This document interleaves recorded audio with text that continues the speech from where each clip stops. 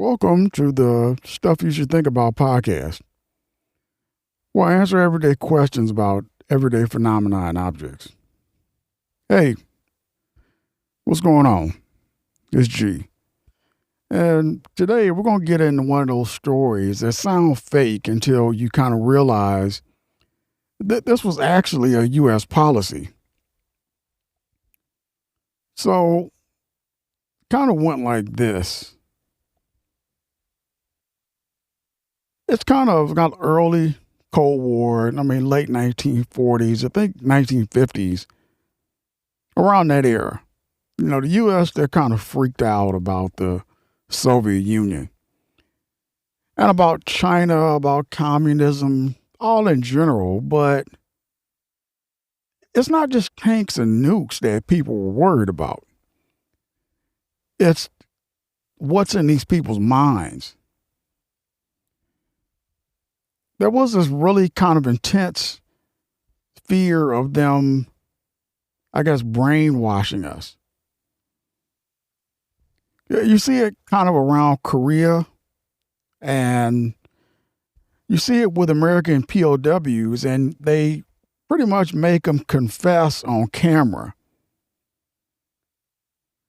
And a lot of folks in Washington, they kind of looked at that and went, hold on. Did these people kind of figure out some kind of mind control, science that we haven't figured out yet? After that, it was kind of out of fear. The CIA starts running some kind of undercover projects. They're like early programs. Some of them are called Bluebird, some are called like the Artichoke. And, the names, they kind of, they kind of made them up, kind of. They come up with all these different names for these different kind of top secret programs. But the ideas behind these programs, that they were anything but simple. They had funny names, but they were really meant, really top secret programs. And they were basically about more centered around interrogation and control, and how you could break somebody down and make them tell the truth, or, maybe even do what they would call rewire their entire behavior. And they went through all kind of stuff like, hypnosis and isolation and drugs that, they may make a person more talkative or more confused. And the whole thought process was that they wanted to be better than the other side. That's kind of funny. It had nothing to do with us getting the people back. It was being better than the people who had us in captivity. And probably around this time, here comes the LSD wanders. And it's pretty much this new kind of psychedelic dose had huge effects. And they would kind of distort, and scramble your sense of self to kind of make you open up emotionally. So in certain CIA circles, this light bulb goes off. And it's like, what if this magic potion, LSD, could be some type of truth serum? Maybe you could give it to someone and kind of, you could draw back their defense system, and they would just basically tell you everything. Or maybe in another version, it would confuse people so badly that they would be pretty easily, very easily manipulated. Now, in a scientific world, that was kind of wishful thinking.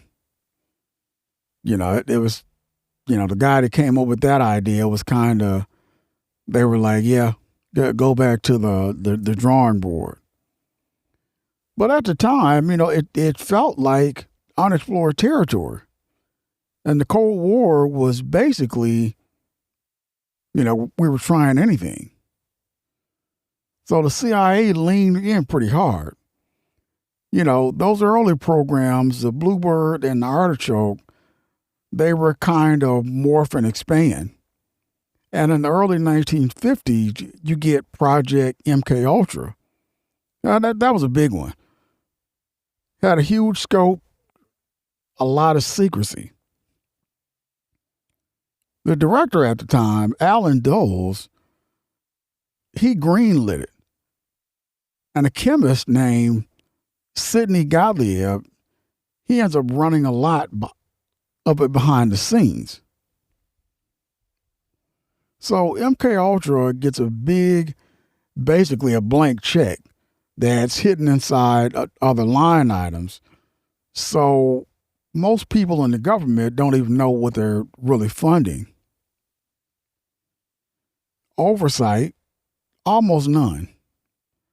Congress isn't really in the loop. The public, they ain't sure, they want to be involved in it either. And it's in so much secrecy. And within the CIA, details are strict, kind of on a need to know basis. The mission is simple in theory, but wild in practice. Explore drugs and other techniques for mind control, interrogation, and behavior modification. So LSD becomes a star player. And from there, things get pretty strange and unethical real quick. So let's talk about how MK Ultra actually worked, because it wasn't just some guy in a basement with a beaker. It was this big web.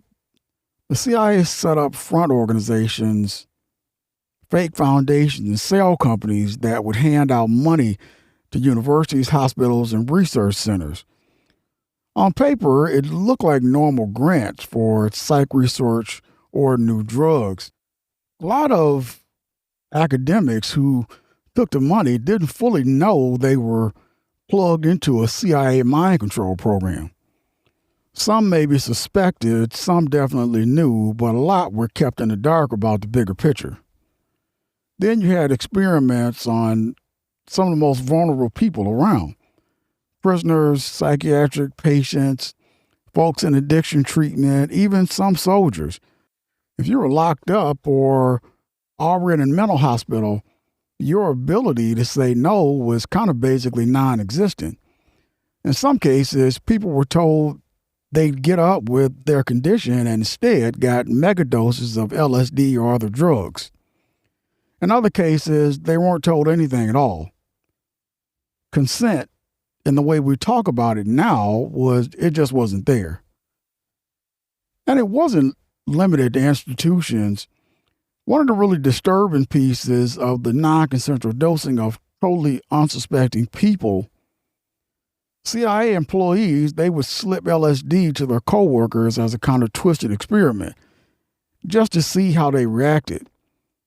You come in the office, have a drink at a party, and suddenly you're tripping with no idea why.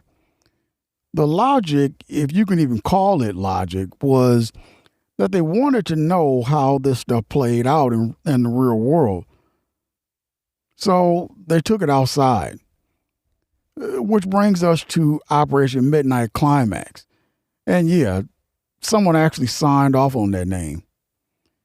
This was a sub-project where the CIA set up safe house apartments in places like San Francisco and New York. They hired or worked with sex workers. And the job was bring men back to these apartments. once the men were inside, they get dosed up with LSD, usually slipped into their drinks without any warning.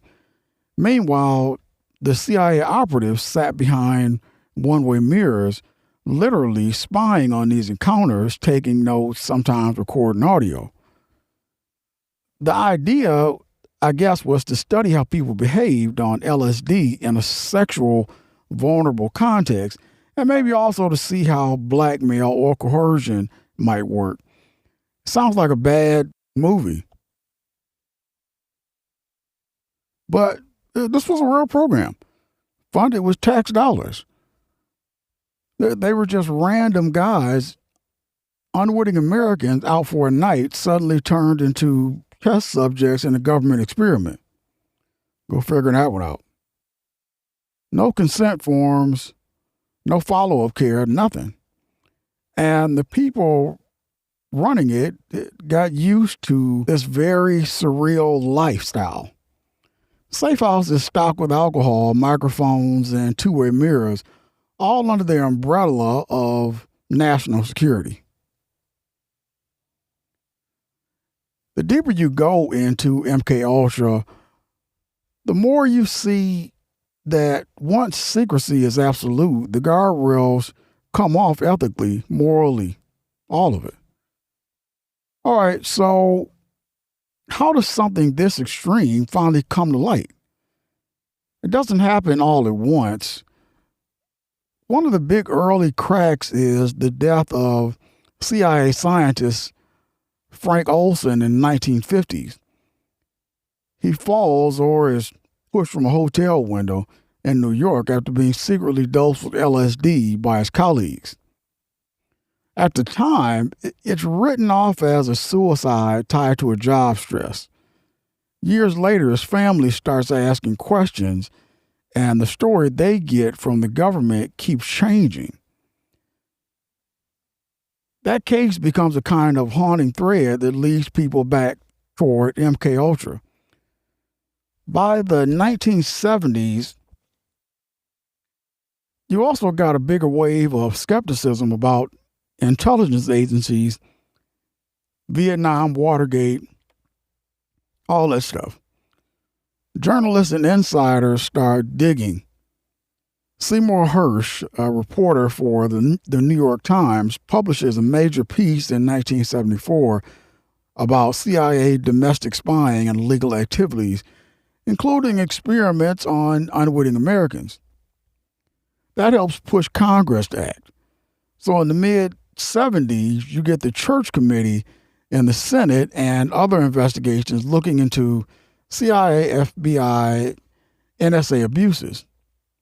MK is one of the things they dragged into the light, at least partially. Now, here's the catch. A lot of records had already been destroyed. In 1973, as the Watergate scandal was boiling, the CIA director at the time ordered many MK files shredded. So what we know today comes from surviving documents like financial records and stray memos, plus testimony from officials, scientists, and some victims. The declassified papers that do exist are still pretty damning. They show in official language that the CIA funded or ran experiments where people were given drugs like LSD without their knowledge or consent. They acknowledged that unwitting Americans were used as test subjects. The documents also map out the structure, the front groups, the university contracts, the safe houses. But because so many files were destroyed, there are big gaps. Specifics about particular victims, full list of projects, exact outcomes. For the people who lived through it, the fallout is not abstract. Some folks ended up with long-term psychological trauma, flashbacks, broken trust in doctors or institutions. In the 1970s and after, there were lawsuits against the government. A few families got settlements, and there were some official statements expressing regret, even partial apologies. but it was never a full, clean reckoning. A lot of victims probably never even knew they were part of an experiment. They just thought they'd been had a breakdown or a bad trip that came out of nowhere. And the legacy is bigger than the individual cases. MK Ultra becomes this symbol of what can happen when you mix secrecy, fear, and a sense that the end justifies the means.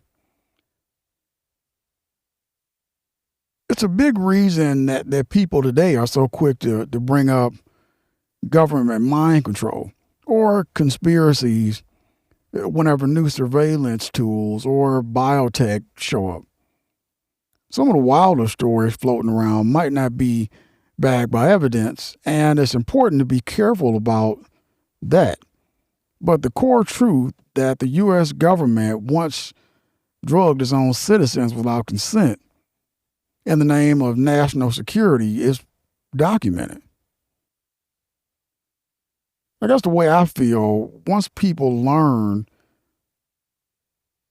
that particular thing, it's hard to just say, oh yeah, we trust you completely. So when you hear MK Ultra mentioned in movies, in memes, or in serious debates about what intelligence agencies should be allowed to do, this is the history sitting underneath. Real people, real experiments, and a paper trail that survived just enough shredders to tell us the part of the story. And we'll probably be arguing about what else we don't know for a long time. Thanks for hanging out with me on this one. Hope you enjoyed your day. Hope you got what you want, and we'll dig into this kind of stuff next time.